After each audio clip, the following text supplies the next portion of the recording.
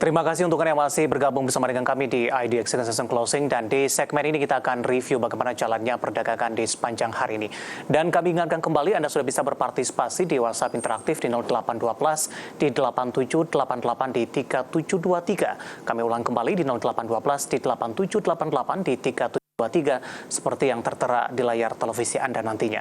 Dan saat ini kami sudah terhubung melalui Zoom dengan Bapak Kiswoyo selaku Head of Investment Reswara Gian Investa. Kita akan langsung sapa saja. Pak Kiswoyo, selamat sore, apa kabar Pak? Ya, selamat sore, baik.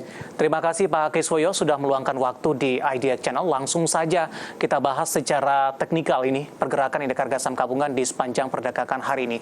Dari sisi pola Pak Kiswoyo, tampaknya dalam beberapa hari perdagangan terakhir hampir mirip ketika menembus level 69 di sesi pertama, namun di sesi kedua lebih cenderung tertekan. Namun sebagai pembeda adalah di penutupan sesi kedua hari ini tampaknya tidak ada perlawanan, karena di penutupan pedagang sebelumnya indeks harga saham gabungan meskipun masih bertahan di zona merah di sesi kedua, tapi tampak ada perlawanan dan terjadi pelemahan tipis dan tidak cukup jauh berada di bawah 6.900-an. Analisis Anda?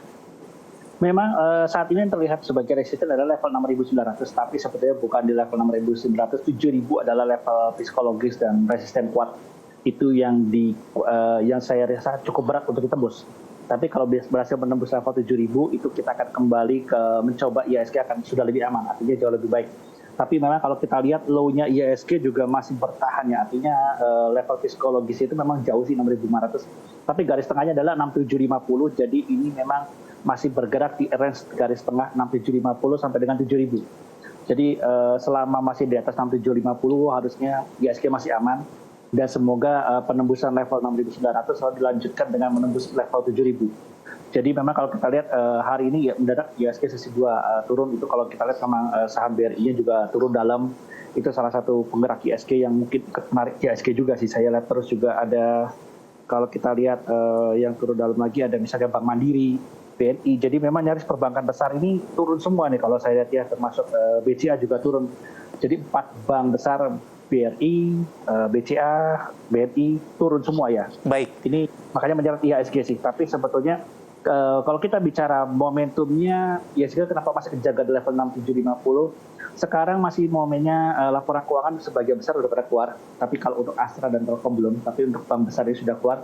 Malah mereka mau RUPS. Setelah RUPS adalah berikutnya adalah bagi dividen. Jadi memang kalau kita tahu tahun kemarin, itu net profit mereka besar-besar. Jadi mungkin kedepannya adalah musim dividen.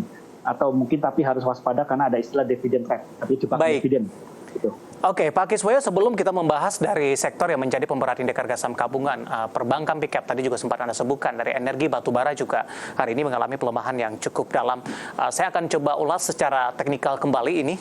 Kata Anda tadi mengatakan cukup sulit IHSG untuk menyentuh ke level 7.000-an. Tampaknya jalan terjal masih cukup panjang ini. Secara teknikal, sebenarnya level resisten berapa yang harus ditembus sebelumnya untuk indeks harga saham gabungan untuk mulus melaju ke level 7.000-an atau bahkan mungkin bisa bertahan di atas level 7.000-an, Pak Kiswoyo? 6.900 dulu, setelah 6.900 baru 7.000, lalu setelah itu arahnya baru ke arah 7.250. Jadi memang 6.900 saja ini kayaknya memang sudah menjadi resisten tersendiri. Lalu setelah itu kalau berhasil nembus, itu tantangan berikutnya ada di level 7.000. Nah, ini memang kalau saya lihat trennya sebetulnya IHSG tahun ini kami masih optimis, masih bisa bergerak ke arah 8.000 alias masih bisa bikin new high lagi. Tapi memang mungkin tantangannya adalah mungkin market lagi masih mencoba melihat apakah ekonomi Indonesia baik-baik saja apa tidak.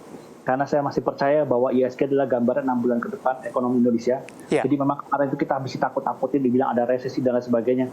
Tapi terbukti tahun kemarin pertumbuhan ekonomi Indonesia baik-baik saja. Tinggal kita lagi melihat apakah kuartal 1 ini baik-baik saja apa tidak. Tapi mungkin saya lihat semester kedua kita akan jauh lebih lancar, karena kalau lihat The Fed memang saat ini masih agresif menaikkan suku bunga.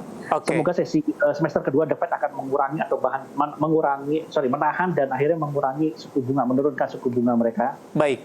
Juga momentumnya adalah jangan lupa juga kita ada lebaran itu di kuartal 2 ya. Lebaran itu kan masuknya di kuartal 2, itu adalah puncak konsumsi Indonesia. Itu juga mungkin market akan melihat seberapa tinggikah puncak konsumsi Indonesia. Karena dalam 1 tahun ini konsumsi Indonesia yang paling puncak itu adalah di lebaran, nomor 2-nya tahun baru. Pak Kiswoyo, dalam waktu dekat ini ada risalah The Fed, Pak, yang akan diumumkan pada Rabu waktu setempat. Seberapa besar pengaruhnya? Kalau kita lihat indikator-indikator ekonomi ini menunjukkan tampaknya The Fed masih akan agresif dan respon dari para pelaku pasar nantinya akan seperti apa? Cuma berapa kali dari risalah ini istilahnya kita kayak kena prank.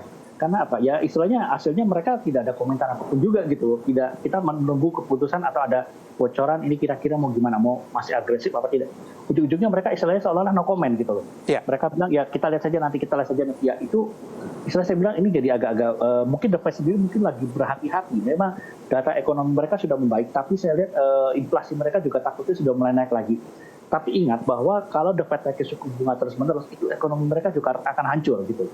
Jadi saya lihat The Fed juga kayaknya masih mencoba untuk berhati-hati karena ini memang masih baru kuartal 1 ya. Kuartal 1 juga belum penuh kan, ini kita masih bulan Februari gitu kan. Jadi kita masih melihat wait and see semua. Okay. Dan jangan lupa ada pertumbuhan ekonomi Cina itu nanti kayaknya mereka tahun ini kuartal 1 sudah mulai mengejar lagi membangkitkan kembali ekonomi mereka. Lockdown-nya sudah dibuka besar-besaran. Nah itu diharapkan juga ikut menyokong pertumbuhan ekonomi Indonesia. Tapi memang semua masih wait and see. Kenapa? Baik. Karena pasarnya Cina itu adalah pasar ekspor. Dan ekspor itu ke Amerika dan Eropa. Kalau Eropa dan Amerika lagi ekonomi lagi melemah, tidak bisa membeli barang Cina. Cina produksi besar-besar juga sia-sia kan. Nah itu yang menjadi pertanyaan bagi begitu banyak trader maupun investor. Itu mereka melihat ini sebetulnya lingkarannya nanti siapa dulu yang memicu. Apakah Cina dulu yang bangkit baru Eropa dan Amerika. Atau Amerika dan Eropa dulu lalu membangkitkan Cina. Nah ini kita lagi melihat juga. Memang Indonesia tidak kita menghasilkan komoditi diolah di Cina untuk dipakai oleh negara-negara besar. Kalau ekonomi dunia kita juga jauh lebih baik. Seperti kemarin kita ada booming komoditas kan, tahun kemarin itu tinggi, harga CPO tinggi. Okay. Memang kelemahan kita semua di oil karena kita oil kan import. Pak Kiswoyo, ada dua sektor yang hari ini menjadi pemerhati indeks harga saham gabungan. Tadi Anda sebutkan perbankan big cap, kemudian juga dari energi batubara ini.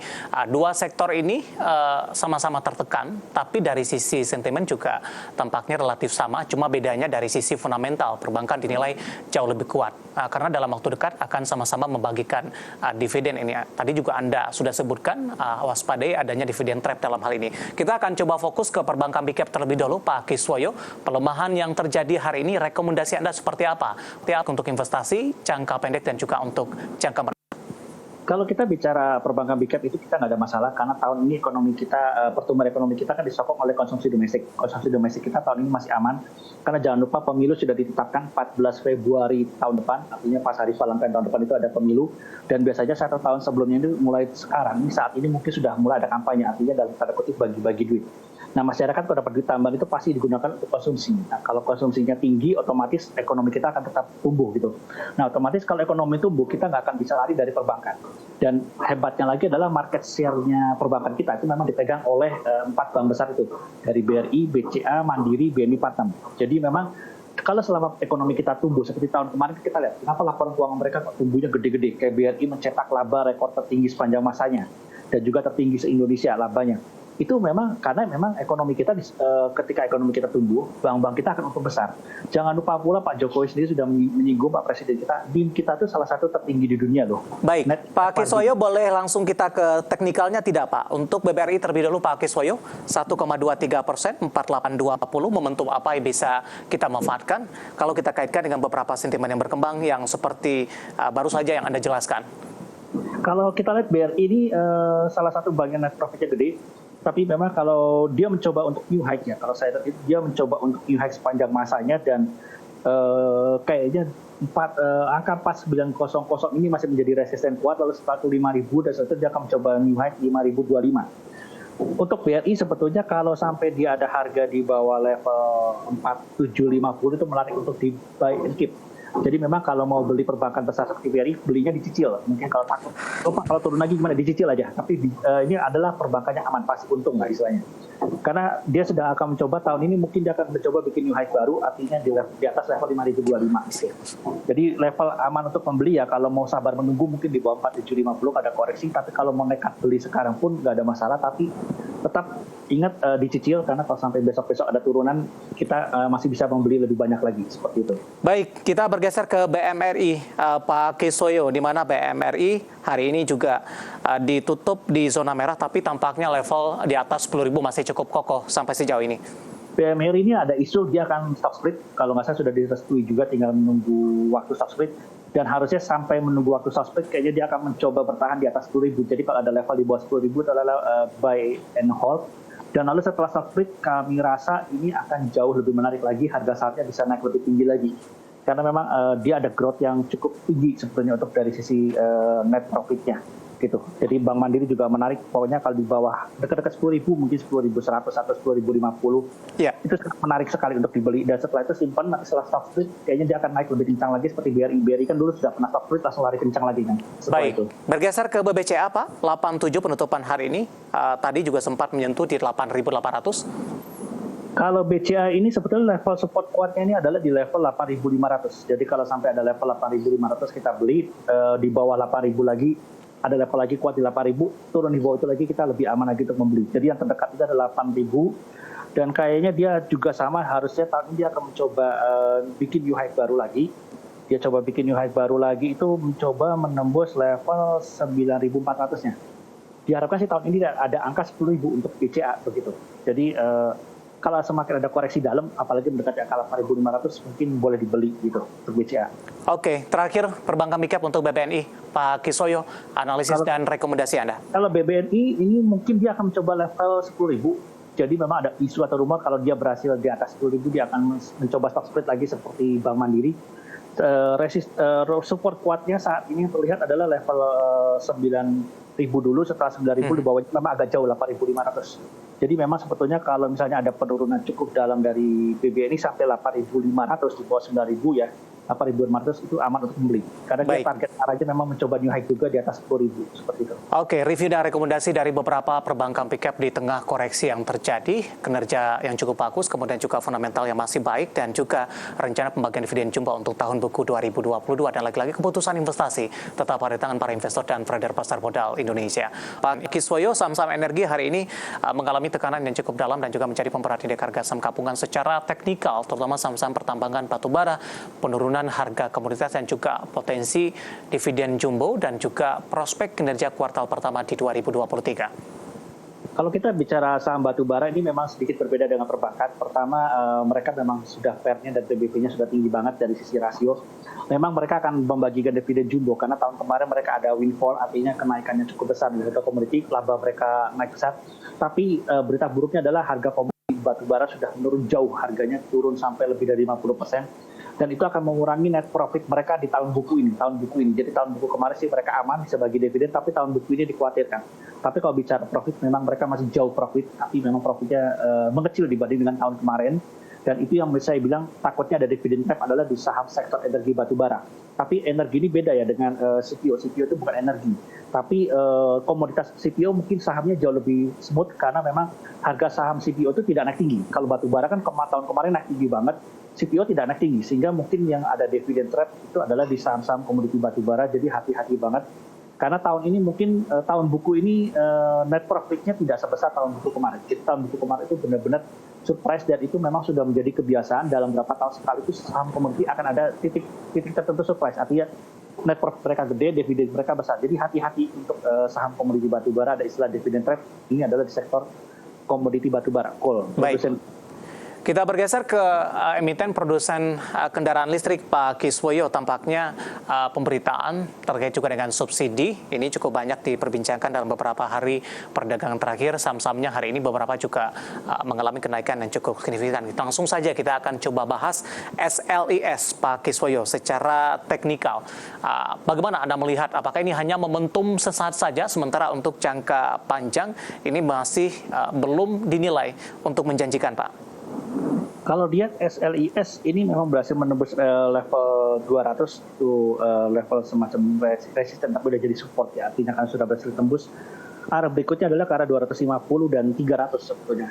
Tapi untuk momentum kendaraan listrik saya pikir harus kita berhati-hati karena bagaimana juga infrastrukturnya belum siap. Jadi ketika nanti kalau sekarang mobil listrik sedikit nggak masalah, charger sedikit nggak masalah kan mobil sedikit. Tapi nanti ketika mobil listriknya sudah terlalu banyak dan chargernya itu tidak siap, itu nanti akan ada bottleneck, artinya akan ada mobil listrik yang mogok, artinya nggak bisa diisi ulang dan sebagainya, isi ulangnya ngantri dan sebagainya, itu nanti akan ada istilahnya masa-masa orang akan benci mobil listrik lagi, kembali ke mobil konvensional lagi. Jadi memang harus hati-hati, tapi memang saya lihat semua emiten otomotif termasuk Astra International, Indomobil itu pun sudah bersiap untuk mereka sudah siapin kendaraan listrik. Tapi saya lihat hati-hati ya, karena momentum ini kayaknya hanya sesaat aja sih. Pak Kiswoyo, SLIS hari ini ditutup di 202 Pak, menguat di 16,76%. Rawan profit taking tidak Pak? Untuk jangka pendek Pak Kiswoyo? Rawan sebetulnya, kalau kita bicara rawan, tapi itu selama kalau model selis ini mungkin kita harus buat TikTok trading. Ya artinya kalau misalnya udah beli naik, jual jangan beli lagi. Jadi artinya kalau sudah makin tinggi kita jangan beli di atas. Kalau kita lihat grafik aja, misalnya kita lihat grafik 6 bulan terakhir ini harga sekarang mungkin masih murah, tapi setelah dia menyentuh harga 300 itu harga sudah tidak murah lagi. Baik. Jadi kalau kita lihat grafik 6 bulan 1 tahun kan udah ketahuan nih titiknya ada di mana. Oh titiknya udah di tengah-tengah atau ke atas ya jangan beli. Dan kalau masih titik-titik di bawah oke lah boleh. Gitu. Oke, analisis dan rekomendasi untuk SLIS dan lagi-lagi keputusan investasi tetap ada di tangan para investor dan trader pasar modal Indonesia.